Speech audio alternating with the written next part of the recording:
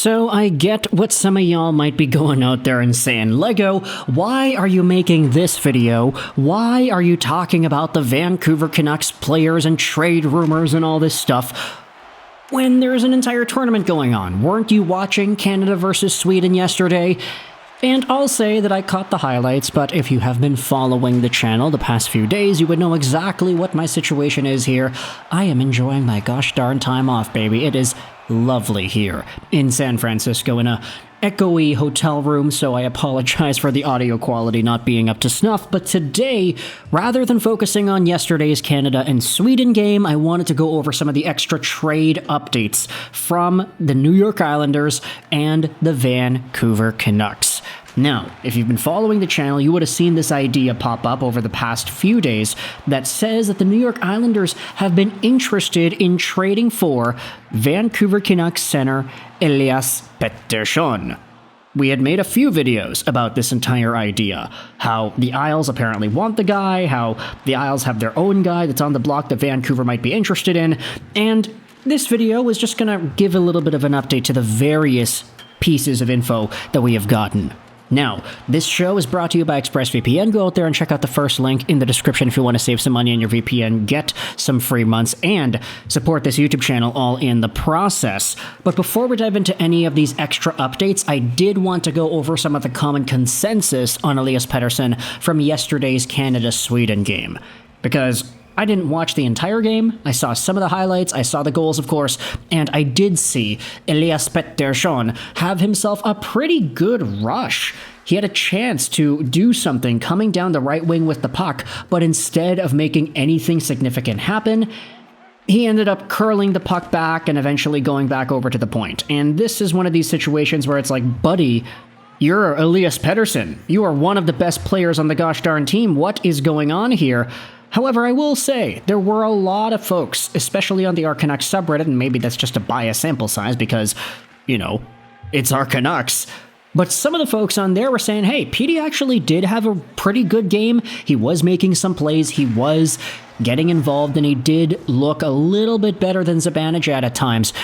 It's just the one time he had an opportunity to create an absolute top-tier scoring chance, he ended up fumbling it and playing it back to the point instead of actually doing something. So maybe it's time and place for Elias Pettersson. But for now, we are going over some of the extra updates in regards to his trade situation with the Islanders, because I'll be honest, most of these updates are coming from the Islanders' point of view.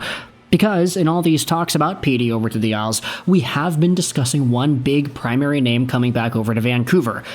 Actually, two. In the last video, we talked about Matthew Barzal, but in a few other videos, we went over how the Vancouver Canucks had apparent interest in one Noah Dobson. 2018 drafted guy, top-tier right-handed defenseman at his peak. He's 25 years old, 6'4", 194, drafted in the 2018 draft. He's making $4 million a year till the end of this season, and he is injured. Last year, he had 70 points in 79 games played. The year before that, he had 49 points. The year before that, he had 51. This season, he is on pace for 39 points, which is a little bit of a decline, but he has been hurt, and the Islanders have not been successful this season either, so when you think about it, Noah Dobson has all the ammo in the world to go out there and demand a whole bunch of money.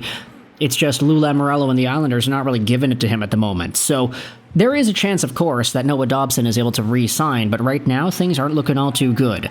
And I'll be honest too, this video is being pre-recorded the night before, so if the Isles and Dobson come to some sort of an agreement before this video is public on YouTube, then hey, I'll eat the bait there, I'll take the L, I'll say that I'm the ultimate clown. But for now, Dobson is on an expiring contract, which is why we go over to some of the extra thoughts here. Take a look at this posted by Stefan Rosner on Twitter yesterday.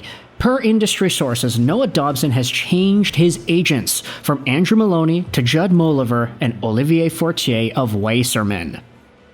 Now, you can go out there and ask, what the hell does this really mean? Why is this a big deal? Well, some of the people in the replies are trying to give us a thought here. This just so happens to be Connor McDavid's agent. Lou's trying to lowball him. Dobson's not having it. Does this mean a trade is coming? Out of 1,000 people who voted, 700 said yes, a trade is coming. This could either mean the agent is being forced to step in and say, hey Lou, give this guy gosh darn money, he deserves it, or the new agency is being brought in to say, hey Lou, our guy's not going to re-sign with you, you're lowballing him, trade him now. This seems like it's going to spur movement. Whether it's movement in the Dobson is going to stay direction or movement in the Dobson is going to get traded direction, it seems like an update nonetheless that we need to pay attention to. However, this isn't even the only update that we have had in regards to Noah Dobson and him potentially being on the trade block, as Elliotte Friedman went out there and spoke about this on the 32 Thoughts podcast 2 days ago. Now, I'm going to leave a link in the description of this article on ProHockeyRumors.com, which goes out there and transcribes the Friedman comments. I don't think that Dobson has generally been out there. There are too many teams that hadn't heard about it, so I'll say this. If Dobson was discussed in a trade, he was discussed in a specific case or two, or however many it was. There was one specific team or one specific player that the Islanders were looking at, and if they had gone down a road on that trade, then Dobson might have been included. I think that's the fairest way to look at all of this.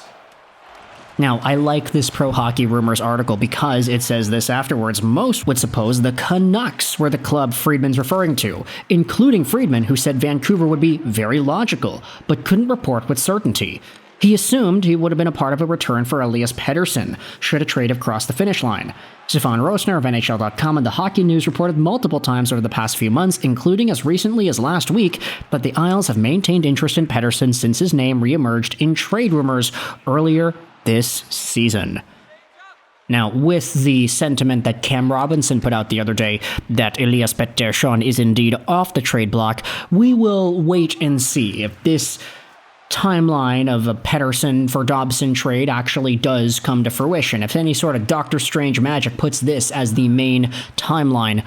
But for now, this is just a floating idea that I think we can start to think about a bit more seriously when acknowledging that Noah Dobson has changed agents, and this might be ultimately a catalyst for him to get re-signed quickly or for him to get traded as quick too.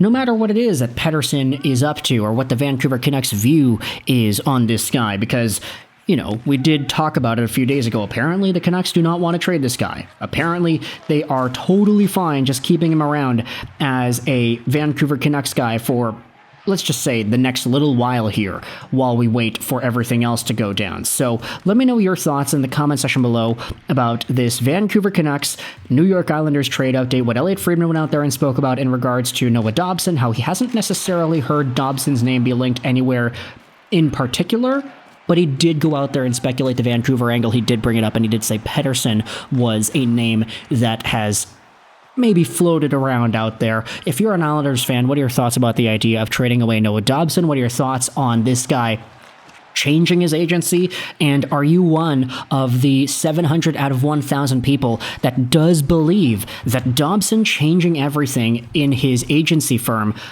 is an indication of a trade? Do you think so? I want you to let me know your thoughts in the comment section below. Also, how do you feel about the idea of Pettersson being the trade return? Canucks fans, do you think Petey for Dobson 1-for-1 is fair? I personally don't. I think the Islanders would have to add, but what do you think? Let me know your thoughts in the comment section below. I hope you enjoyed this video.